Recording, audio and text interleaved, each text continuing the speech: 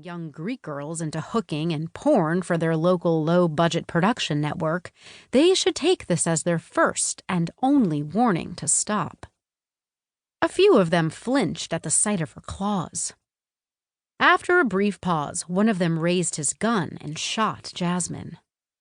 She fell, the perfect victim, as dark blood pooled around her chest. It was the old possum routine, which had helped her many times in her adventures. Mostly, Jasmine liked the looks on people's faces when she resurrected herself. After a moment of celebration and laughter, a woman who had introduced herself as Dora knelt by Jasmine's side and checked for a pulse. Of course, there was nothing. The woman turned to give a brief thumbs up to her friends, and Jasmine grabbed her by the ponytail and smashed her face into the floor. The group fled, abandoning all thoughts of killing Jasmine. She stayed and waited for Dora to get to her feet. Dora's eyes struggled to focus as Jasmine warned her to get running. They seemed to know their way through the network of streets better than Jasmine, but that didn't matter. Jasmine was faster, and her senses were more attuned. She smelled their fear growing as they ran.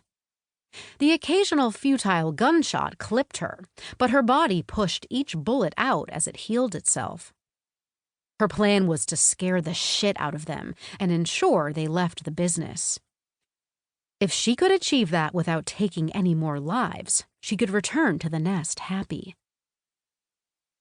How far should I chase them? How much did it take to scare someone out of a life of crime? As they came onto a main road and broke across the 4-lane intersection, Jasmine increased her pace. She sped after the slowest of the group, a chubby man who'd introduced himself as Lucas in the cellar, and leaped on his back. He screamed as she wrapped an arm around his throat and dragged him to the ground. His head hit the blacktop and he stopped moving, but Jasmine could sense his breathing. He would wake up with no more than a headache and a severe warning on his guilty conscience. Her tussle with Lucas gave the other 6 a chance to run. Dora was at the rear of the procession, and Jasmine smirked as she closed the gap. She grabbed Dora's arm and spun her into a nearby bush. Jasmine continued her chase of the 5 still running. They had filtered through the metal gates of a nearby park, slammed the gate shut behind them, and were attempting to secure the bolt in place. She closed in on them, now within 2 feet of the mobster struggling to lock the padlock with shaking hands and a film of sweat on his brow.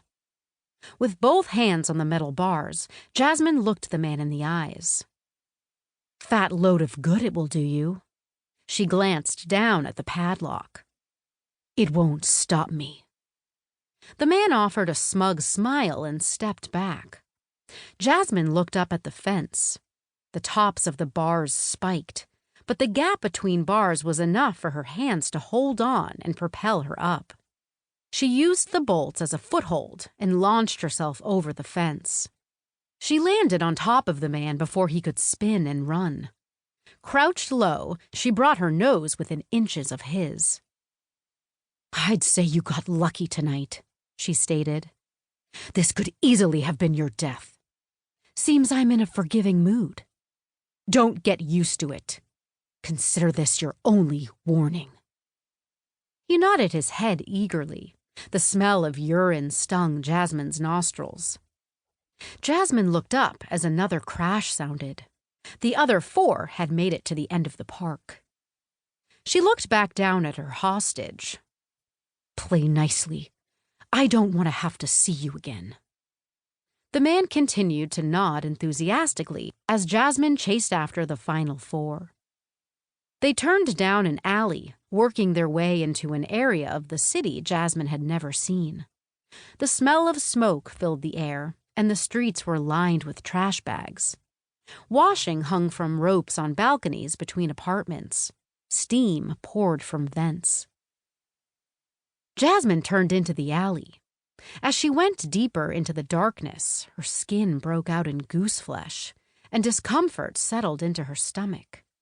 Her hackles rose.